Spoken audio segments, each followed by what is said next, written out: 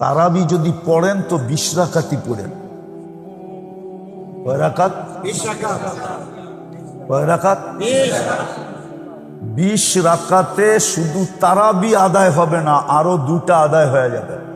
আল্লাহ যদি রমজান পর্যন্ত আমাদেরকে পৌঁছায় দেয়, দেখেন রাগ হয়েন না, আমার কথা মানেন। হইতে পারে এখানে কেউ থাকতে পারে না, আমি আপনার বিরোধিতা করতেছি না। 20 রাকাতের ভিতরে 3টা জিনিস রাখা আছে, তারাবিও রাখা আছে, কিয়ামুল লাইলও রাখা আছে, তাহাজ্জুদও রাখা আছে। যদি এই 3টা রাখা না থাকতো তাইলে তারাবিতে বেতেন নামাজ বা জামাতে কোনোদিন বৈধ হইতো না। কেননা হাদিসে আছে ইজালু সালাতাকুম বিতরা, ইজালু আখিরা সালাতিকুম বিতরা। বুখারী শরীফে আল্লাহ রসুল বলছে, তোমাদের রাত্রের শেষ নামাজ বেতেরকে বানাও। তো তারাবি পড়ার পরে মুসল্লিরা বলে, ইমাম সাহেব তারাবি হয়ে গেল, কিয়ামুল লাইল হয়ে গেল 8 রাকাত, তাহাজ্জুদ হয়ে গেল 8 রাকাত, বাকি রইল বেতের, ওইটা আবার বাড়িতে লয়ে যাবো কেন? আপনিই পড়ায়া দেন। এই জন্য বেতের পড়ানো বৈধ হয়। এই জন্য তারাবি যদি পড়েন তাহলে 20 রাকাতই পড়েন। কি 20 রাকাত? কি 20 রাকাত? এটা আবার ভাইবেন না যে 8 রাকাত পড়লে হয়ে যাবে। 8 রাকাত পড়লে একটা হবে, বাকি 2টা হবে না। আমি মানি একটা হবে, কোনটা হবে এটা আপনার রুচি। তাহাজ্জুদ হইতে পারে, কিয়ামুল লাইল হইতে পারে, কিন্তু 3টা হবে না। কিন্তু 20 রাকাত পড়লে এক তীর 3 শিকার। তীর কয়টা? একটা। শিকার কয়টা? 3টা। 3টা হয়ে যাবে। আমি মিডিয়ায় কথা বলতেছি,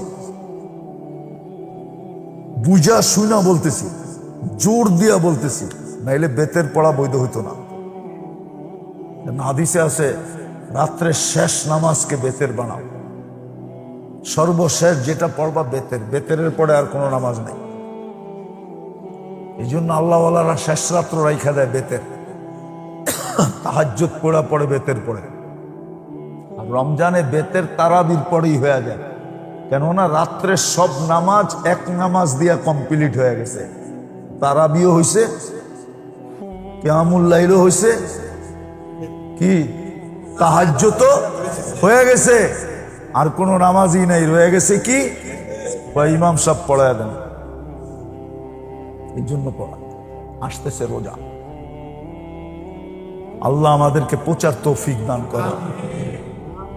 খুঁজা খুঁজা খুঁজা খুঁজা খুঁজা কোন আমলটা রমজানে করলে আপনার জন্য সহজ হয় আর জান্নাতও বইনা যায়, দুচোখ থেকেও মুক্তি মিলা যায়। ওলামাদের কাছ থেকে শিখেন, শিখা মনের ভিতরে গাইথা রাখেন।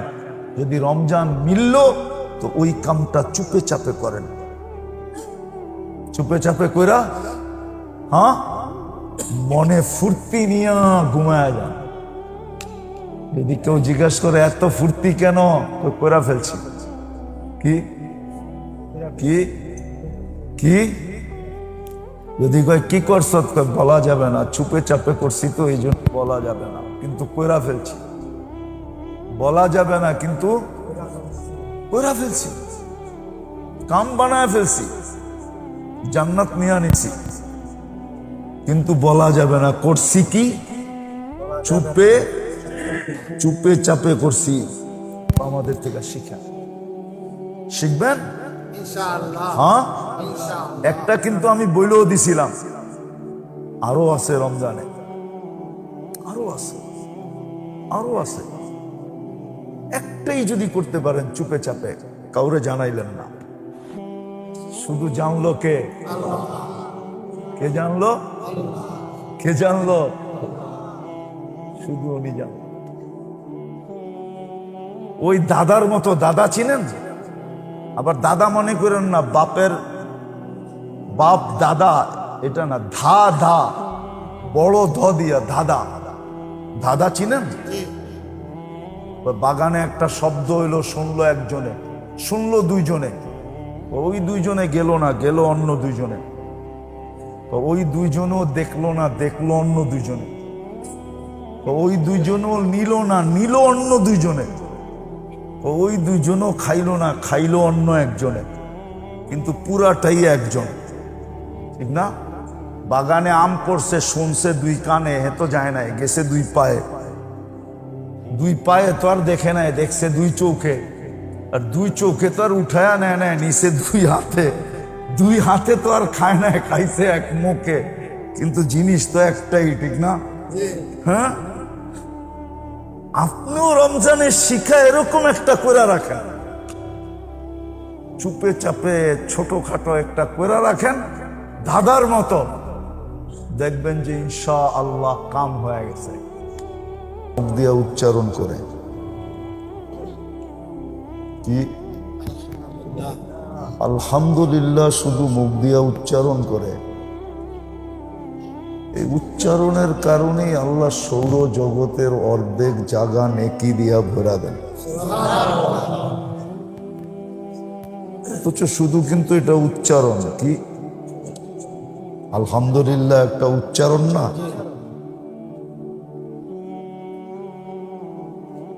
এতটুকুর বিনিময়ে সৌরজগতের অর্ধেক জায়গা নেকি দিয়ে ভরা দেন।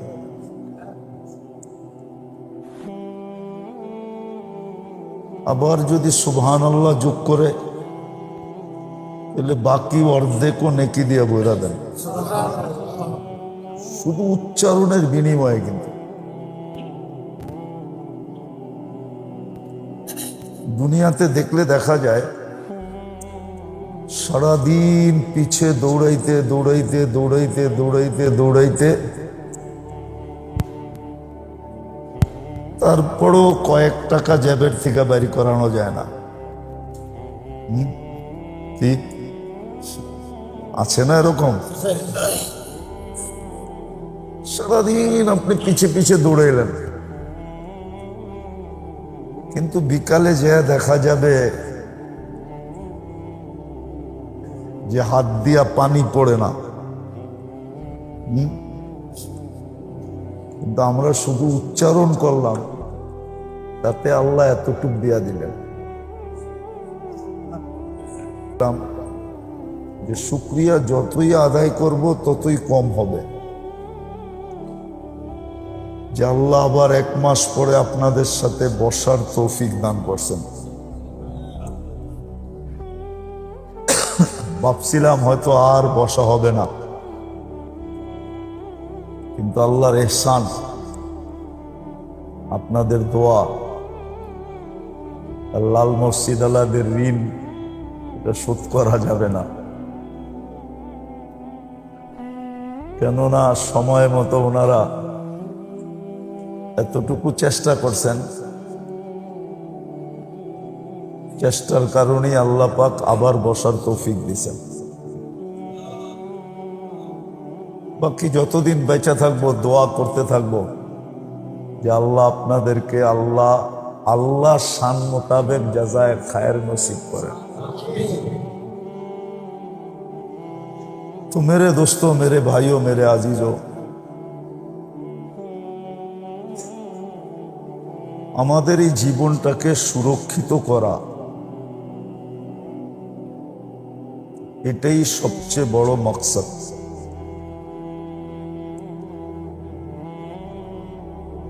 কিন্তু বন্দা সুরক্ষিত করতে হইলে বন্দা তো বন্দাই হয়, ঠিক না? কি বন্দা তো বন্দাই হয়। আবার শুধু বন্দা বন্দা না,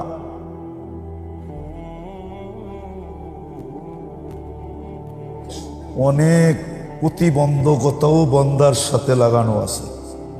প্রতিবন্ধকতা আছে না? না নাই? 2-4টা জানেন প্রতিবন্ধকতা কি?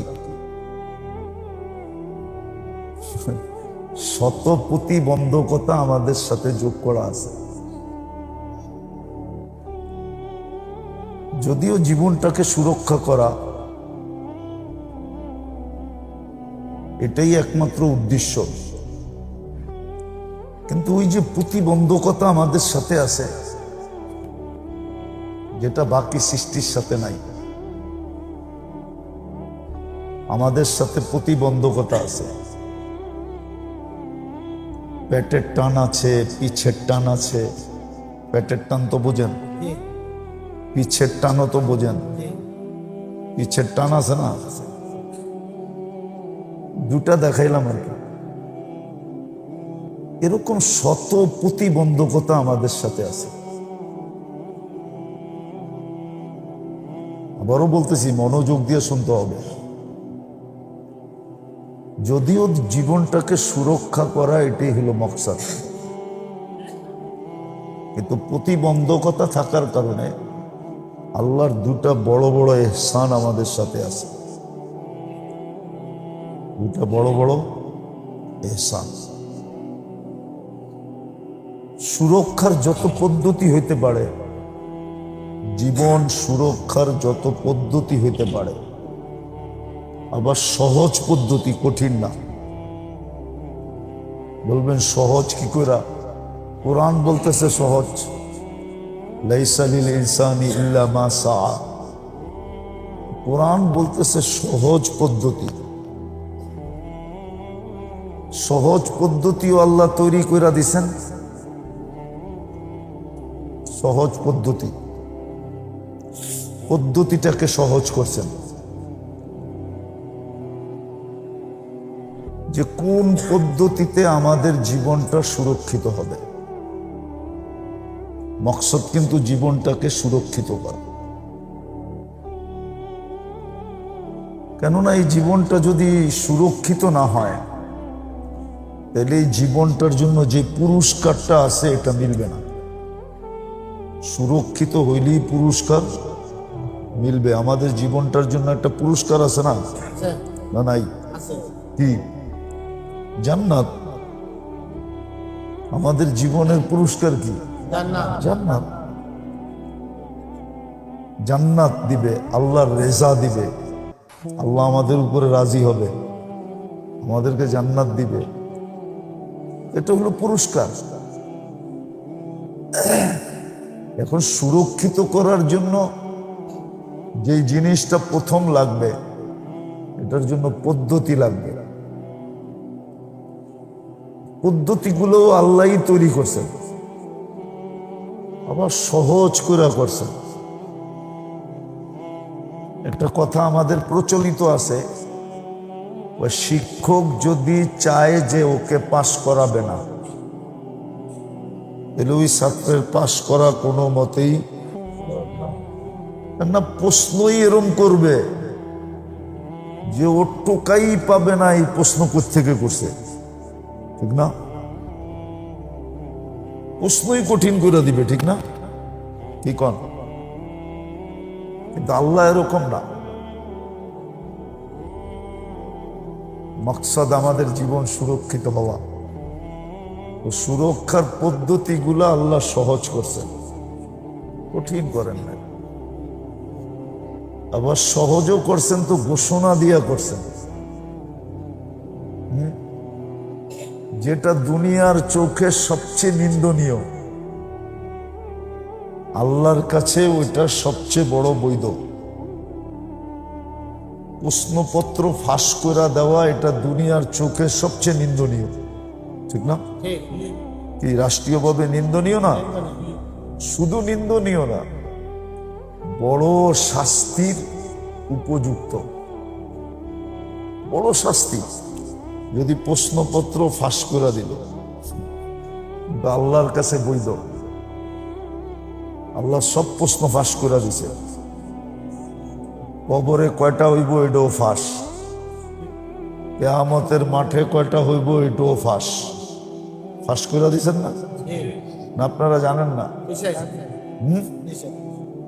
কেন? ওই যে বললাম না, সহজ পদ্ধতি।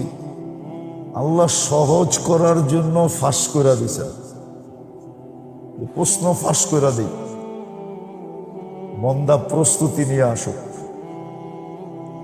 আর ফাঁস যদি না করতেন, তাহলে আমাদের জন্য আরো বিপদ ছিল, ঠিক না? বুঝলে কিন্তু বুঝবেন, নাইলে বুঝবেন না। তো জীবনটা সুরক্ষিত করা, এটা হলো উদ্দেশ্য। সুরক্ষিত হবে কিভাবে, কি পদ্ধতিতে সুরক্ষিত হবে? ওই পদ্ধতিগুলো আল্লাহ নিজেই নির্ধারণ করছেন, আবার সহজভাবে করছেন, আবার সহজভাবে করছেন। দ্বিতীয়, আল্লাহ আবার সুযোগও তৈরি করে দিছেন। কি সুযোগ তৈরি করে দিছেন? আপনাকে আমাকে যদি সময় না দিতেন তো আপনি কোত্থেকে এগুলা প্রস্তুতি নিতেন? যতই সহজ থাকুক, কিন্তু সময় দেয় নাই, সময় দেয় নাই, সময় দেয় নাই, সুযোগ দেয় নাই। তাহলে সহজ হয়েও তো লাভ হইল না, ঠিক না? লাভ হইল, সুযোগ দেয় নাই। আল্লাহ আমাদেরকে সুযোগও দিছেন, পদ্ধতিও দিছেন, সুযোগও দিছেন, যেন বান্দা জীবনকে সুরক্ষিত করতে পারে, সুরক্ষিত করে যেন আল্লাহর কাছে আসতে পারে। কেননা এখানে একটা সূক্ষ্ম জিনিস আছে, এখানে একটা সূক্ষ্ম জিনিস আছে। যাকে আপনি মাথায় উঠাইলেন, আপনি প্রমাণও করতে হইব এ মাথায় উঠার যোগ্য কি যোগ্য না, ঠিক না?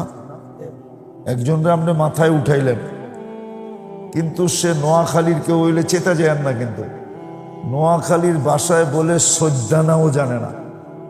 কি সজ্জানা বুঝেন? কি দুর্মিয়া সিমের বিচিরে নোয়াখালীর ভাষায় বলে সজ্জানা। সই সই সইয়ের দানা, এটা কয় সজ্জানা। নোয়াখালী চিটাঙ্গের দিকে একজনে কিচ্ছু জানে না, কিন্তু আপনি ওরে মাথায় উঠাইলেন, ঠিক হবে?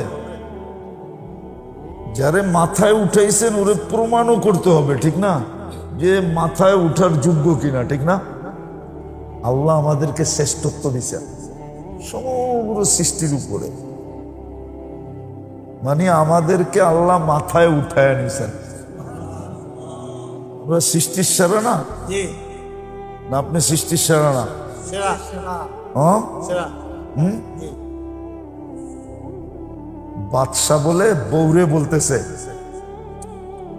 তুমি যদি চাঁদের চেয়ে সুন্দরী না হও তাহলে তুমি তালাক। মনে হয় শুনছেন কিনা জানি না, এক বাদশা বৌরে কইছে। এখন বউ তো কয় আমি চাঁদের চেয়ে সুন্দর অমুক এমনি। আলেম ওলামা সবার কাছে মাসলা গড়াইতে গড়াইতে আবু হানিফা রহমতুল্লাহ আলীর কাছে যে পড়ছে, সবাই বলছে হয়ে গেছে তালাক। আবু হানিফা রহমতুল্লাহ আলী বলছে হয় নাই তালাক। আল্লাহ তো বলছে মানুষ চাঁদের চেয়ে সুন্দর, ওয়ালাকাদ কাররামনা বনি আদম। তুই তো এমনি জন্মগতই চাঁদের চেয়ে সুন্দর, শ্রেষ্ঠ না? ওকে তো শ্রেষ্ঠত্ব দিয়েই পয়দা করছে, তুই তো চাঁদের চেয়ে সুন্দরী। আমাদেরকে আল্লাহ মাথায় উঠাইছেন, এখন সৃষ্টির সামনে প্রমাণ তো করতে হবে, ঠিক না? না করতে হবে না? সৃষ্টির সামনে প্রমাণ করার জন্যই কথা, যদিও একটু সূক্ষ্ম, সৃষ্টির সামনে আমাদেরকে শ্রেষ্ঠ করার জন্য আল্লাহ আমাদের জীবনটাকে সুরক্ষিত করার জন্য সুযোগও দিছেন, আবার পদ্ধতিও দিছেন। আমি যখন ওই পদ্ধতিগুলা ব্যবহার করব আর সুযোগটাকে কাজে লাগাবো, তো ওই যে মাথায় উঠাইছেন ওয়ালাকাদ কাররামনা বনি আদম, মানুষ সৃষ্টির সেরা, তো আল্লাহ সবার সামনে দাঁড় করায় দেখাবে, দেখছস মাথায় যে উঠাইছিলাম, এই জন্যই মাথায় উঠাইছিলাম। এটা কালকে দেখানোর কি হবে? সুযোগ হবে। হ্যাঁ, কাউকে দেখানোর সুযোগ হবে, এই জন্য কিতাবে আছে। কিছু মানুষ আছে যাদেরকে দেখা ফেরেশতা পর্যন্ত আশ্চর্যান্বিত হয়, ফেরেশতা পর্যন্ত আশ্চর্যান্বিত হয়, আল্লাহর কাছে আবেদন করে, আল্লাহ এদের সাথে বন্ধুত্ব করতে চাই, এদের সাথে বন্ধুত্ব করতে চাই। আল্লাহ অনুমতি দেয়, হ্যাঁ করো, তখন বন্ধুত্ব হয়, ফেরেশতার সাথে কি হয়? বন্ধুত্ব হয়। আবার শুধু বন্ধুত্ব না, আল্লাহ দুটা শর্ত লাগায় দেয় যে শুধু বন্ধুত্ব করলে চলবে না, দুনিয়ার কাজেও এদেরকে সহযোগিতা করতে হবে, আর দিনের কাজেও এদেরকে সহযোগিতা করতে হবে। শুধু বন্ধুত্ব করলে চলবে না, শুধু বন্ধুত্ব করলে চলবে না। এই জন্য দেখবেন একজনে ফজরের নামাজ বহু দূর থেকে হাঁটতে হাঁটতে আইসা ফজরের নামাজ ধরে, আর আরেকজনের মসজিদের গেট আর ওর গেট বিলকুল আমনা সামনা, কিন্তু ও মসজিদের গেট খোলা থাকে, নিজের গেট খুলা যে 2 কদম দিয়ে মসজিদে ঢুকবে এটা পারে না। আবার অনেকজনকে দেখবেন বহু দূর থেকে আইসা মসজিদে ঢুকে, আর মসজিদের গেটে দোকানদারি করে ও ঢোকে না, ও ঢুকতে পারে না। তো ফেরেশতা বন্ধুত্ব করে, কিন্তু আল্লাহ শর্ত লাগায় দেয় যে শুধু বন্ধুত্ব করলে চলবে না, দুনিয়ার কাজেও সহযোগিতা করতে হবে। 2-1টা উদাহরণ দেই।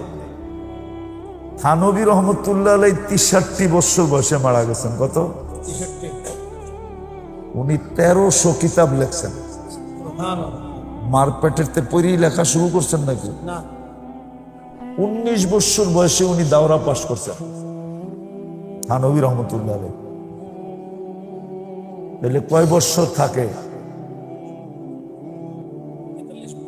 43 বছর, 42 বছর মাইনা নিলাম, 42 বছরে 1300 কিতাব লেখছে।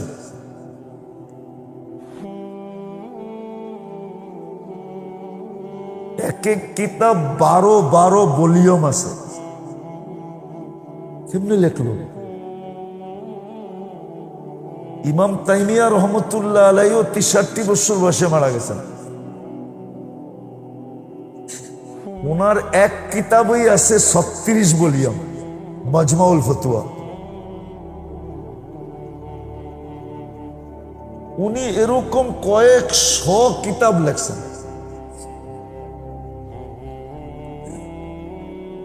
আরেকটা আমাগো ফাজাইলে সাদাকাতে আছে, আবু আমের আর হারুনুর রশিদের ছেলের কাহিনী। একজনে 10 জনের কাজ করত। এটা সম্ভব কি কইরা? বলে ফেরেশতাদের সহযোগিতা থাকার কারণে সম্ভব। এটা নির্ঘাত বলা যায়। কলম থানবী রহমতুল্লাহের হাতে ছিল, কিন্তু লেখছে ফেরেশতারা। কলম উনি ধরছে, কিন্তু লেখছে কে? আমগো জাকারিয়া রহমতুল্লাহ আলাইহির হাদিসের উপরে যে সরা আছে ব্যাখ্যা, লম্বা লম্বা ভলিউম, কিন্তু বয়সের সাথে যোগ বিয়োগ দিলে মনে হয় এর 100 ভাগের 1 ভাগ লেখার মতো বয়স পায় না। ওই যে বললাম না, ফেরেশতারা সহযোগী হয়। আল্লাহ বলে সহযোগিতা করতে হবে দুনিয়ার কাজে এবং দিনের কাজে। এই জন্য লাউড স্পিকারের আজান দিলেও কারো চোখ খুলে না, সত্যি। আর আরেকজনের দেখা যায় সুবে সাদে খাওয়ার আগেই খুলে যায়। কি আছে না এরকম? ওর আর ঘড়িতে অ্যালার্ম দিতে হয় না, ওর ভিতরে অ্যালার্ম ফিট করা আছে। ফজরের সময় হইতে দেরি, চোখ খুলতে দেরি হয়। এই যে মশহুর কাহিনী আছে না, মাবিয়া রাদিয়াল্লাহু তাআলা আনহু বলে একদিন তাহাজ্জুদ পড়ে নাই, তো সকালে উঠে এমন কান্না কানছে, পরের দিন রাত্রে দেখতেছে তাহাজ্জুদের সময় কে জানি পাও টিপা উঠাইতেছে, কয় হুজুর তাহাজ্জুদের রক্ত হয়ে গেছে। তুমি কে? আমি বড় হুজুর। আরে চিনছেন বড় হুজুর কে? শয়তান। তুমি আর তাহাজ্জুদ? কালকে আমি পাও টিপা ঘুম পড়ায় রাখছিলাম, কিন্তু সকালে কান্না দিয়া যা কামাইছেন, এই জন্য নিয়ত করছি ডেলি উঠাইয়া দিব আপনারে। ডেলিটা ডেলি কামান, এটাই যথেষ্ট। সুবহানাল্লাহ। কিন্তু কালকে এক কান্না দিয়া যা কামাইছেন, আর কোনোদিন আপনারে ঘুম পড়ায়ও রাখবো না, আবার কান্না দিয়া এতগুলা কামাইতেও দিব না। সত্য এটা। তো জীবনটা সুরক্ষিত করা, এটা হলো মকসদ। আল্লাহর ইহসান যে আল্লাহ ক্ষেত্র তৈরি করে দেন, আবার বন্দাকে সুযোগও করে দেন, বন্দাকে সুযোগও করে দেন, আবার সহজভাবে দেন, কোনো কঠিন না, সহজভাবে। বরং কঠোরতা আল্লাহ নিষেধ করছেন, কঠোরতা নিষেধ করছেন। হাদিস থেকে প্রমাণ দিতেছি। তিনজনে আইসা আল্লাহ রসুলের ঘরে জিজ্ঞাসা করছে আম্মা জানদের কাছে যে আল্লাহ রসুলের রাত দিন কিভাবে কাটে, রাত দিন। পরে তিনজনে মিলা অঙ্গীকার করতেছে আমি আজকার থেকে আর ঘুমাবো না, সারা রাত্র ইবাদত করব। আরেকজন বলতেছে আমি আজকার থেকে রোজা শুরু করবো, সারা বৎসর রোজা রাখবো। আর তিনজনের তৃতীয় জন বলতেছে তোমরা তো দুইজনে রাত দিন লইই ফেলছো, আমার তো আর কোনো সুযোগ এখানে নাই। তো উনি বলতেছে আমি বিয়া শাদী জীবনেই করবো না। আল্লাহ রসুল কিন্তু পিছেতে শুনতেছে। যখন তিনজনেরটা কমপ্লিট, তো আল্লাহ রসুল পিছন থেকে সামনে আয়া বলতেছে একটাও ঠিক না, একটাও ঠিক না। আমি রাত্রে ঘুমাইও আবার সজাগও থাকি, আমি রোজাও রাখি আবার রোজা ছেড়েও দিই। আর তৃতীয়, আমি শুধু একটা বিয়ে করি না, একাধিক বিয়ে করছি। বিধায় তোমাদের তিনজনের একটাও ঠিক না। তাইলে বোঝা গেল কঠোরতা আল্লাহ আল্লাহর রসুল পছন্দ করেন না। অতিরঞ্জিত, অতিমাত্রা, খুব বেশি